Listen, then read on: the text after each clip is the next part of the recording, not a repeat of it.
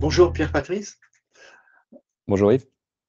Alors, Pierre, vous êtes le responsable d'Ethics à Bangkok, hein. On va rappeler, et on l'a vu dans l'actualité récente, que Ethics Everywhere, qui est un des champions français du data center Edge, donc des data centers dans les territoires, est également présent donc en Thaïlande.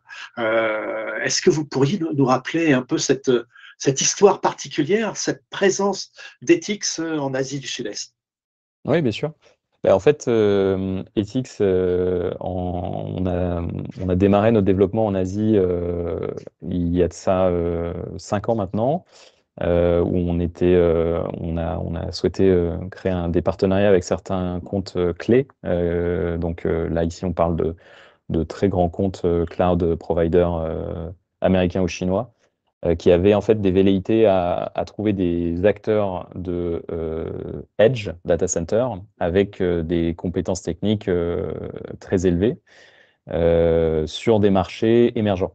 Et donc en fait, parce qu'à chaque fois qu'ils souhaitaient rentrer dans ces marchés, ils avaient toujours la difficulté, comme c'est des marchés émergents, d'utiliser en fait les infrastructures en place, qui sont pas forcément au dernier niveau de design et d'opération. Et donc, le fait que Ethics, qui avait des compétences dans le domaine en Europe, puisse accompagner ces acteurs cloud dans des pays émergents, ça avait un vrai intérêt pour eux. Et donc, on a démarré en fait le premier projet avec un de ces acteurs clés en Thaïlande, où ils avaient des besoins en fait de déploiement d'infrastructures Edge pour leur développement télécom. Et donc, en fait, c'est comme ça qu'on a démarré notre présence en Thaïlande en 2022. Et donc voilà, ça fait à peu près, ça fait 3 ans maintenant qu'on est là. Et quand on a démarré, on a en fait acheté un site existant qui était tenu par 3 entreprises. En fait, c'était une joint venture avec 3 entreprises qui détenaient chacun un tiers. 2 d'entre elles souhaitaient sortir, donc on a acheté 2 tiers de ce data center. Il restait un tiers avec une société qui s'appelle Interlink Telecom, qui était à l'époque notre joint venture partner. Et donc, quand on l'a acheté, le data center, il avait 600 kilos IT d'installés. Et là, aujourd'hui, donc, on vient de livrer 5 mégawatts, les derniers 5 mégawatts de ce même data center. Donc, la croissance a été vraiment exponentielle au cours des 3 dernières années. Et en fait, fin d'année dernière, on a racheté le dernier tiers des parts de notre JV Partner. Donc là, on est maintenant 100% propriétaire de ce site en Thaïlande, qui est donc un data center de 5 mégawatts, sur lequel, en fait, on a souhaité déployer un campus encore un peu plus large pour répondre à des demandes aussi assez significatives qui commencent à émerger en Thaïlande. Et donc le campus, en fait, maintenant, il y a ce premier bâtiment de 5 mégawatts et il y a un deuxième bâtiment de 23 mégawatts qui est juste derrière, dont on vient de livrer juste là, il y a quelques jours. On l'a annoncé officiellement.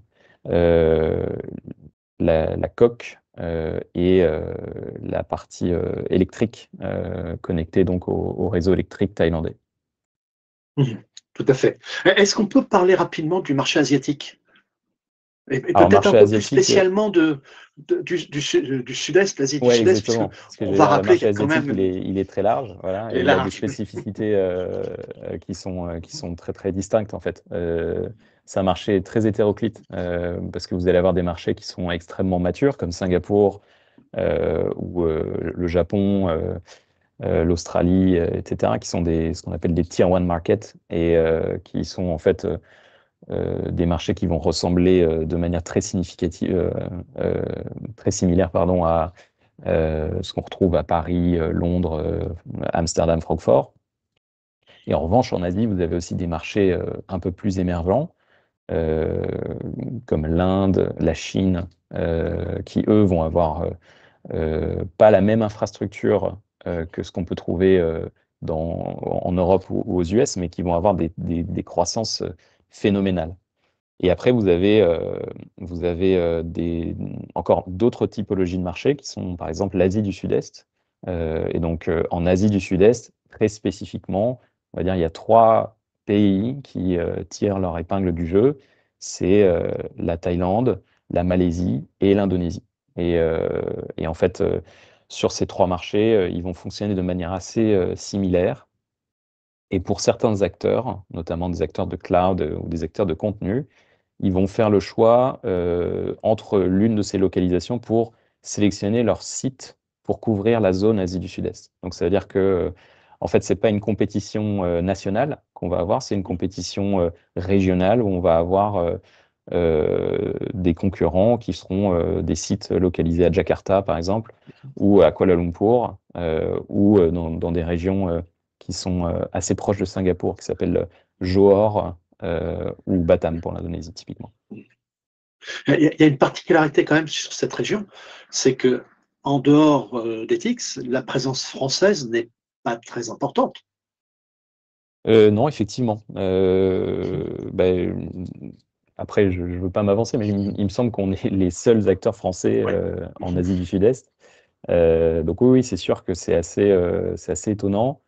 Euh, Après, on va dire la typologie du marché dans ces zones-là, on va avoir des acteurs chinois qui sont très forts, avec des grosses capacités d'investissement. On va avoir aussi des acteurs singapouriens qui sont aussi très, très importants dans la zone, et des acteurs japonais. Voilà. Donc ça va être plutôt et évidemment des acteurs américains. Donc c'est ces quatre nationalités, on va dire, qui se partagent un peu le gâteau. Effectivement, les Français, on est un peu les outsiders hein, sur ce marché. C'est d'autant plus intéressant d'échanger avec vous pour voir un petit peu comment se présente ce marché et puis peut-être qu'on va donner des goûts à des entrepreneurs français qui vont vous contacter et évoluer, pourquoi pas avec vous. Revenons Absolument. d'ailleurs. Bon, là, on a parlé des acteurs du data center et de la colocation, en fin de compte, hein, qui sont là. Est-ce qu'on peut parler des typologies de clients? Que viennent rechercher les clients? Qui sont-ils? Sans les nommer, on sait que c'est toujours confidentiel. Ouais, bah, en fait, enfin, si on parle donc de la Thaïlande spécifiquement, et donc marché Asie du Sud-Est, les acteurs qui vont s'intéresser et qui vont rentrer dans ces marchés, bah, c'est toujours, on va dire, les premiers, c'est la même typologie qu'on va retrouver en France, c'est-à-dire des acteurs qu'on appelle les acteurs de retail, donc c'est des banques, des entreprises, etc., qui représentent on va dire, sur un portefeuille client, ça représente un quart du volume de capacité qu'ils vont prendre. Et après, donc, les trois quarts restants, ils vont se séparer entre des acteurs de cloud, des acteurs de contenu et récemment, donc, des acteurs d'intelligence artificielle. Et donc, sur les acteurs de cloud et de contenu, bah, c'est les leaders internationaux. Donc là-dessus, c'est les mêmes un peu partout. Aussi bien US que chinois. Notamment, en fait, la présence chinoise en Asie du Sud-Est est beaucoup plus forte que celle qu'on peut trouver en Europe. Quoique maintenant, on voit que justement ces acteurs chinois commencent à mettre le pied sérieusement aussi en Europe, avec des acteurs de cloud comme Alibaba, par exemple, qui se déploient de plus en plus fortement en Europe. Mais donc en Asie du Sud-Est, évidemment, c'est leur marché privilégié, on va dire. Donc ils ont réussi à développer ces pays-là, on va dire, un peu avant les Américains. Après, en termes de croissance et de volume, les Américains, même s'ils sont arrivés un peu après, ont une croissance et un volume qui dépasse ceux des acteurs chinois.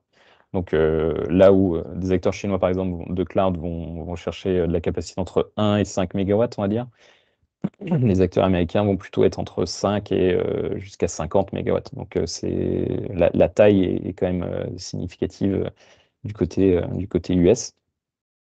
Voilà, donc ça c'est pour la première catégorie de clients. Et l'autre qui est assez récente, c'est l'intelligence artificielle. Et donc ça, c'est des besoins AI qui vont couvrir en fait pas seulement les besoins de la Thaïlande, mais qui vont couvrir en fait toute typologie de besoins, aussi bien asiatique que international. Parce que aujourd'hui, en fait, la grosse difficulté qu'ont les acteurs des AI, c'est de trouver de la capacité électrique disponible un peu partout dans le monde, en fait. Donc, les régions qui sont les plus propices à ça, c'est les US, parce qu'ils ont mis à disposition énormément de capacité électrique pour la croissance de leur base de data center. Et tous les pays d'Asie qui sont évidemment moins regardants en termes de permis de construire, de limitation d'accès justement à cette disponibilité électrique, et donc qui sont très enclins à accueillir ce type d'infrastructure et ce type de besoin. Donc c'est pour ça que la Thaïlande bénéficie aujourd'hui d'un gros attrait parce que elle a un réseau électrique très performant et des capacités électriques aussi euh, en termes de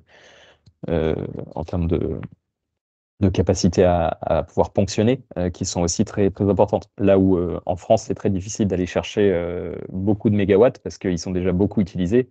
En Asie, justement, et notamment dans les pays en développement, ils ne sont pas encore beaucoup utilisés. Donc les pays voient ça plutôt comme un avantage, c'est que ça leur permet de financer leur infrastructure électrique avec des premiers off-takers qui sont des data centers, disons, pour qu'après, justement, ce soit un usage un peu plus on va dire, traditionnels d'industrie ou de particuliers qui vont avoir recours à ces besoins en électricité.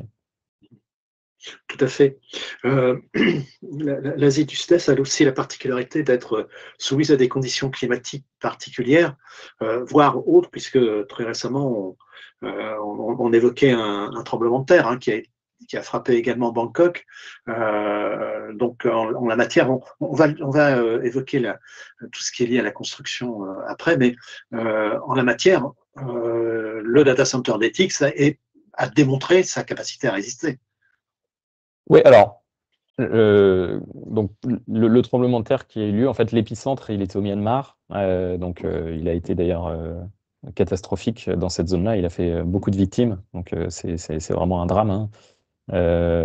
Et sur la Thaïlande, en fait, l'impact a été, on va dire, moins important, enfin même beaucoup moins important en termes de victimes, que ce qu'il a pu être au Myanmar.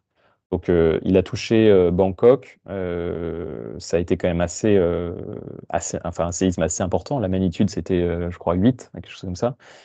Donc, c'est quand même un séisme qui est très fort.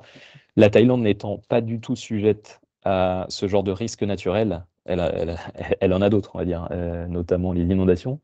Mais le tremblement de terre ne fait absolument pas partie des risques naturels identifiés dans le pays. Donc, du coup, les infrastructures ne sont pas réellement taillées pour répondre à ce type d'événement. Donc, on s'attendait réellement à ce que les infrastructures et les bâtiments thaïlandais aient pris un sérieux coup. Et en réalité, contre toute attente, l'ensemble des infrastructures et des bâtiments ont parfaitement tenu, même des tours, on va dire, de 50 étages, on a vu vaciller. C'était très impressionnant quand on était en bas, en fait, parce qu'on voyait les tours vaciller, vous savez, les piscines en rooftop qui se vidaient de part et d'autre parce que le bâtiment était en mouvement. Donc c'était très impressionnant à voir, mais en réalité, donc, les constructions ont parfaitement tenu. Donc côté Ethics, nous, on avait fait le choix au départ de faire un bâtiment sur un seul étage, un seul niveau, pas pour répondre à des problématiques, on va dire, de séisme, mais plutôt pour répondre à des problématiques de charge au sol, parce que les racks maintenant, notamment sur des besoins cloud et des besoins de contenu, sont de plus en plus lourds. Donc si vous construisez de manière verticale, autant vous avez une bonne charge au sol sur les premiers étages, mais plus vous montez, moins vous avez la possibilité de supporter des racks lourds. Donc nous, on a fait le choix plutôt de construire de manière horizontale. Donc évidemment, quand vous construisez de manière horizontale, l'impact d'un séisme est aussi très limité. Donc là-dessus, de notre côté, on n'a pas eu vraiment beaucoup de dégâts. L'État thaïlandais a missionné en fait une agence spécifiquement pour aller vérifier la qualité des bâtiments critiques du pays. Donc les data centers en faisaient partie. Et donc cette agence est venue faire un audit complet de notre site et on a eu absolument zéro impact sur l'infrastructure. Donc là-dessus, on était plutôt, ouais, effectivement, heureux, plus de peur que de mal donc sur cette situation. Tout à fait. Alors, venons-en justement à la construction et à l'opération dans les data centers, dans votre data center en particulier. Une partie de nos lecteurs sont des gens qui assurent du design, de la conception, de la construction, de l'équipement de data center, et puis bien sûr qui les opèrent. Vous qui êtes un Français émigré en Thaïlande et qui opérez et construisez, puisque vous venez de sortir une deuxième phase, vous l'avez expliqué tout à l'heure, quelles sont les spécificités entre les deux marchés? Est-ce que vous avez rencontré des similitudes, des difficultés? Comment on construit et on opère un data center en Thaïlande? Bah, en fait, là-dessus, nous, on a fait un choix assez particulier, enfin, en tout cas assez spécifique. On a fait le choix de s'appuyer sur des partenaires techniques constructeurs initialement, enfin, on va dire, on va plus, pas constructeurs, mais ceux qui vont proposer les équipements à l'intérieur des data centers, qui ont des compétences en fait dans ces marchés émergents, là où typiquement la compétence est pas forcément encore vraiment étayée. Ces acteurs donc ont la compétence pour pouvoir fournir toute la capacité depuis le design jusqu'à l'implémentation, etc. Là où en Europe, ces acteurs-là vont plutôt se focaliser uniquement sur la fourniture des équipements. Je pense donc à des acteurs comme Schneider Electric, Huawei ou Vertiv, qui sont en fait des acteurs en Europe auxquels on va plutôt faire appel pour se fournir en équipement, mais qui vont pas avoir vraiment de plus-value dans toute la conception et tout le suivi de chantier de la construction du data center. Là où en fait, donc dans les pays émergents, ils ont fait le choix de prendre directement des parts de marché sur le segment ingénierie, design, conception et implémentation, parce qu'il n'y avait pas encore justement d'acteurs comme on peut en trouver pléthore en France pour construire son data center, quoi. Donc nous, on a fait ce choix-là en s'appuyant notamment avec un partenariat privilégié avec Schneider Electric, parce que voilà, ça nous permettait d'avoir une solution technique extrêmement qualitative et aussi de pouvoir gérer, on va dire, le, le délai d'implémentation de ce genre d'infrastructure. C'est un point qui est assez critique, en fait, notamment quand on répond à des besoins AI, où en fait les clients, une fois qu'ils ont acheté leur serveur, qu'ils l'ont acheté extrêmement cher, ils veulent le rentabiliser le plus vite possible. Donc, c'est-à-dire que si vous leur dites, bah, mon data center, il sera prêt dans 12 mois, bon, bah, ça les intéresse pas du tout. Parce qu'en plus, la durée de vie d'un équipement de ce type, c'est plutôt 24 mois, 36 mois si vous vraiment vous le poussez. Donc, si vous leur dites que vous avez besoin de 12 mois pour construire votre data center, bon, bah, du coup, ils ont déjà perdu un tiers de la durée de vie de l'équipement. Donc, typiquement, on a des demandes d'implémentation donc de la partie infrastructure, donc mechanical, electrical and plumbing, sur un délai de 3 à 4 mois. C'est ce qu'ils vont nous demander. Donc, pour avoir des délais aussi courts, quand vous avez je sais pas, un onduleur qui vous prend déjà 3 mois pour être construit et livré, et qu'en plus de ça, faut l'implémenter et le tester dans votre site, et ben, en fait, si vous ne faites pas appel à des acteurs qui ont la capacité de pouvoir faire pour vous le stockage des équipements au préalable de manière à pouvoir accélérer le temps de livraison, bah, vous êtes incapable de pouvoir répondre à ces besoins-là. Donc c'est pour ça que nous, on a fait ce choix.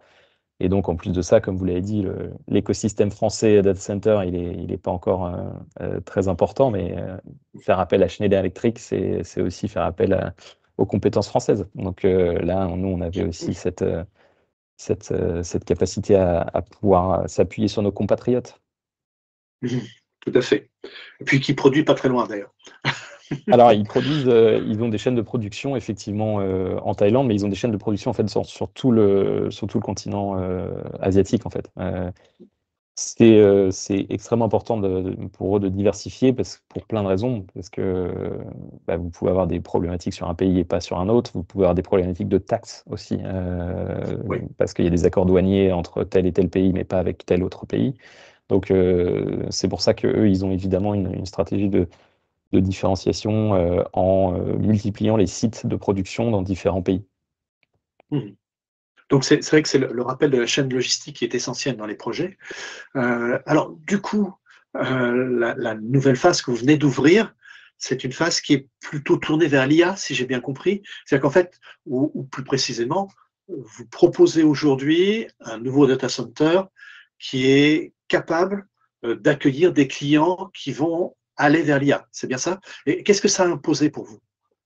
Oui, exactement. Alors, Yves, sur ça, notre spécificité, comme vous savez, on reste un acteur edge, donc ça veut dire qu'il faut qu'on puisse fournir des solutions qui correspondent aux besoins clients, besoins edge, donc ça veut dire qui ont recours à des besoins en connectivité avec très faible latence, multiplicité d'opérateurs, etc. Donc ces acteurs-là, en fait, la typologie de leurs besoins, elle est très hétéroclite. Vous allez avoir des gens qui vont vous demander des densités très faibles, mais un gros volume de rack. Et puis vous allez avoir d'autres personnes, enfin d'autres types de clients qui vont en revanche vous demander une densité extrêmement élevée. Donc c'est la difficulté, elle réside justement dans cette capacité à fournir ces deux besoins et pas de faire un choix, pas de dire bah non, nous maintenant on se focalise uniquement sur l'AI à très haute densité et on ne fait plus on va dire du cloud ou du contenu parce que c'est pas assez dense. Nous, au contraire, on fait les deux. Donc, il faut réfléchir à un design qui puisse fonctionner sur les deux. Et donc, c'est là où on a la chance d'avoir des compétences techniques en interne. Je ne sais pas si vous avez déjà discuté avec notre directeur technique, Jean-Baptiste Lamy, mais qui est aussi techniquement, qui nous apporte énormément pour apporter de l'agilité justement dans le design de nos data centers et de pouvoir fournir typiquement aussi bien de la faible densité comme de la haute densité. Donc concrètement, comment ça se traduit? En fait, comme je vous disais, on a livré la coque de ce bâtiment. Donc la coque, on va dire, c'est vraiment la boîte en béton, on va dire, sur laquelle on a fait arriver les arrivées medium voltage du réseau électrique pour fournir la capacité électrique nécessaire. Et en fait, à l'intérieur de cette coque, on construit un peu de manière, je vais dire, sur mesure, le data hall que va nous demander le client. Et comme je vous l'ai dit, comme on a un délai de livraison en 4 mois, ça nous permet en fait de pouvoir être extrêmement réactif quand le client nous dit bah, moi j'aimerais avoir je sais pas, 200 racks avec une densité entre 4 et 6 kW par rack, on sait faire. Et si demain, on a un client qui nous dit, bah, moi, je veux en revanche installer des racks NVIDIA GB200 ou GB300 qui ont des densités de 200 kg par rack, j'en veux 10. Donc le data hall, forcément, est beaucoup plus petit. Et ben, on sait faire aussi, parce qu'on va construire ce data hall typiquement selon les besoins du client. Donc après, ça c'est sur la conception, on va dire, des data halls à l'intérieur de la coque. Mais après, il y a toute la partie technique, refroidissement et électrique, qui doit être dimensionnée aussi pour fonctionner sur ces typologies de densité qui peuvent être évolutives. Et là aussi, on a fait des choix techniques qui sont très agiles parce que, par exemple, on n'a pas fait le choix, comme font beaucoup d'acteurs en Asie du Sud-Est, d'utiliser des solutions de, de rejection de chaleur par dissipation de chaleur, pardon, en utilisant de l'eau. Parce que tout simplement ces solutions-là, elles n'étaient pas forcément dimensionnées pour des besoins faible densité. Qui vont avoir besoin de températures très faibles parce que on est sur du air cooling qui nécessite une boucle froide entre 20 et 30 degrés donc. Et ça, c'est obligatoirement, on doit avoir recours à des chillers parce que on est en Thaïlande et il fait, comme on le disait avant l'interview, entre 35 et 40 degrés toute l'année, quoi. Donc le free cooling n'existe pas. Et pour atteindre des températures entre 20 et 30 degrés, il faut utiliser des chillers. Et typiquement, les chillers qu'on a utilisés pour déployer nos infrastructures en Thaïlande n'existaient pas en Asie. Donc on les a importés, produits en Europe, on les a importés pour répondre aux attentes de nos clients en termes de PIE et pour répondre à nos attentes en termes d'objectifs, typiquement de flexibilité, basse densité, très haute densité, et avoir cette flexibilité dans le design, qui est vraiment primordial en fait, si vous voulez répondre à l'ensemble de ces, euh, de ces besoins. Vous avez évoqué l'intégration des dernières générations de GPU de NVIDIA. Là, on n'est plus sur du free cooling non plus. Il faut passer sur du DLC. Vous êtes prêt à ça aussi? Ouais, bah en fait, le free cooling, c'est une technologie en soi qui pourrait être utilisée même pour faire du DLC, parce que le free cooling, il est installé sur le chiller. Donc après, le chiller, il est situé à l'extérieur du bâtiment, donc c'est lui qui va générer le froid. Et après, la distribution du froid, c'est soit par des armoires de clim, soit effectivement, comme vous l'avez dit, Yves, par du liquid cooling. Euh, et donc là, bah, voilà, pour être transparent sur le sujet, nous, on a dans notre premier data center, donc ETX Bangkok One, qui est celui qu'on a livré, le premier data center de 5 MW, on a déjà des GB200 en production à l'intérieur de ce site. Donc, ça veut dire que d'ores et déjà, en fait, dans le premier data center qu'on avait, on avait cette capacité, cette flexibilité de pouvoir fournir du air cooling et du liquid cooling en même temps. En fait, à partir du moment où vous avez cette boucle d'eau froide, après, il suffit de savoir ce que vous mettez à la fin. Soit vous mettez un CDU, soit vous mettez un fan wall. Dans tous les cas, vous avez la capacité de fournir soit de l'air cooling, soit du liquid cooling. Tout à fait. Parlons, vous l'avez évoqué très rapidement, parlons un peu des interconnexions. J'imagine que une des choses qui intéresse aussi vos clients, c'est d'obtenir localement un relais vers tout l'écosystème. Donc, vous avez évoqué le fait d'avoir, au départ d'ailleurs, c'était des opérateurs télécoms qui étaient clients chez vous. Donc, j'imagine que cette part est aussi importante pour vos clients. Oui, exactement. En fait, c'est pour ça que je voulais vraiment souligner le fait qu'on était acteur edge computing. C'est que notre spécificité, c'est vraiment de fournir une densité d'opérateurs télécoms à nos clients et de services télécoms en fait à nos clients via nos partenaires télécoms. Et donc ça, c'est rendu possible par, comme vous l'avez dit, Yves, le fait que on a au départ, évidemment, un portefeuille d'opérateurs télécoms présents, et c'est renforcé par les typologies de clients qu'on y amène. Donc, quand vous avez évidemment un cloud provider de renommée mondiale qui vient s'installer chez vous, d'un seul coup, vous avez beaucoup d'opérateurs télécoms que ça intéresse, parce que évidemment, ils vont vouloir leur fournir le service. Donc, c'est un peu le serpent, l'œuf ou la poule, pardon, j'allais dire le serpent qui se prend la queue, mais c'est pas du tout ça. Non, c'est pas tout à fait ça. L'œuf ou la poule, savoir est-ce qu'on peut faire venir les opérateurs télécoms sans opérateurs de contenu, ou est-ce que c'est. Mais si vous n'avez pas d'opérateurs télécoms, les opérateurs de contenu vont pas venir. Donc c'est pour ça qu'évidemment, et ça a toujours été un peu la stratégie d'ETX d'ailleurs, hein, de démarrer la présence dans une région par l'acquisition d'un site existant avec des opérateurs télécoms présents, parce que de fait, vous avez un produit qui immédiatement peut séduire les clients que vous ciblez.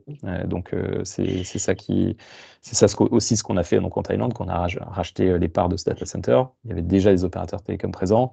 C'est ça ce qui a séduit notre client, notre premier client cloud provider qui est venu s'installer chez nous, et qui de fait depuis 3 ans a séduit d'autres opérateurs de cloud, d'autres opérateurs de contenu. C'est cette capacité à fournir une densité d'opérateurs télécoms importante, et aussi d'opérateurs de peering. Donc, parce que c'est aussi clé quand vous voulez optimiser vos coûts de connectivité, comment faire pour échanger le trafic au lieu d'acheter de la bande passante internationale. Et donc là-dessus, pareil, on a tissé des partenariats très forts avec les opérateurs de peering nationaux, qui sont le BKNX, qui est l'opérateur de peering national carrier neutral. Et donc c'est celui qui à ce jour a la plus grosse densité, on va dire, d'acteurs de contenu et d'acteurs télécoms. Donc ça, quand vous avez ce type d'offre, évidemment, à fournir à vos clients, c'est quelque chose qui est très, très intéressant. Tout à fait. Bon, on arrive au terme de notre entretien et je vous en remercie. Parlons un peu de prospective. Alors peut-être on va rappeler. Vous avez évoqué Ethics Bangkok One, je reprends votre expression. Aujourd'hui, vous ouvrez Ethics Bangkok 2. Il y a déjà, j'imagine, des clients qui sont intéressés. Vous voyez, vous savez qu'aux États-Unis, le taux de vacances des data centers a chuté d'une manière importante. Il y a de la place chez vous? Et alors, ça va être la première question. La deuxième question, c'est comment vous voyez l'avenir pour vous en Thaïlande et voire en Asie? Et puis, on passera à la conclusion après. Oui, bien sûr. Ben, ouais, en fait, là, enfin, le constat, Yves, vous l'avez parfaitement nommé, hein, c'est que évidemment, avec l'arrivée de l'intelligence artificielle, le taux de vacances a chuté parce que tout le monde cherche de la capacité disponible et ce, n'importe où elle se trouve. Parce qu'en fait, ce qui devient compliqué, en fait, c'est de fournir la capacité électrique et donc de sécuriser cet approvisionnement électrique au préalable. Donc, on va dire l'étape numéro 1, quand vous faites du développement, c'est de trouver le foncier et de trouver et de sécuriser l'électricité. Cette étape-là devient de plus en plus compliquée, et ce, dans n'importe quel pays, parce que justement, les besoins sont tels que bah, tout le monde ne peut pas répondre à ces attentes. Donc, de notre côté, en fait, on a ce site Ethics Bangkok 2 qui fait 23 MW IT. Il faut bien voir qu'en fait, le marché thaïlandais, si on regarde sa courbe de croissance, en fait, il avait une croissance, on va dire, intéressante. Mais là, il y a un décollage total qui se fait. Et donc, passer de 5 mégawatts à 23, ça peut paraître extrêmement particulier, parce qu'on se dit, bah, comment ça se fait que vous multipliez par quasiment 5 vos capacités de supply, alors que vous pourriez y aller de manière un peu plus croissante. Et ben, c'est typiquement pour répondre à ces besoins qui sont eux aussi exponentiels, et là où il y a 3 ans, quand on est arrivé, en fait, enfin, les clients nous demandaient entre voilà, 100 et 1 mégawatt, entre 100 kg et 1 mégawatt, c'était le bout du monde.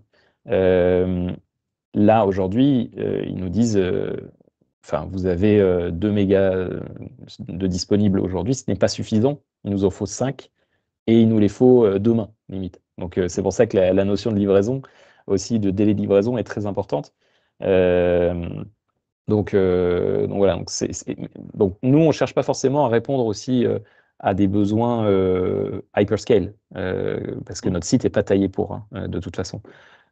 Si on regarde le développement en Thaïlande, il y a 2 zones qui se déploient. C'est Bangkok, donc la région de Bangkok métropolitaine, et l'est de Bangkok, une région qui est à peu près à 100-120 km de Bangkok, qui s'appelle Chonburi et Rayong, qui sont 2 régions dans l'est de Bangkok. Et ces zones-là, en fait, ont vu en l'espace d'1 an se développer des projets absolument colossaux. Donc là, on parle de gigawatts.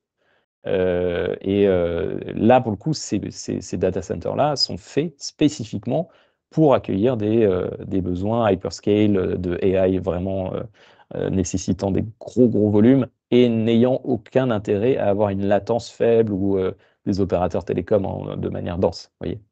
Donc, voilà, nous, notre objectif, c'est vraiment de se focaliser sur les opérateurs qui cherchent à avoir une densité télécom importante. 23 MW IT, évidemment, aujourd'hui, on a beaucoup de demandes pour voilà, remplir ce site.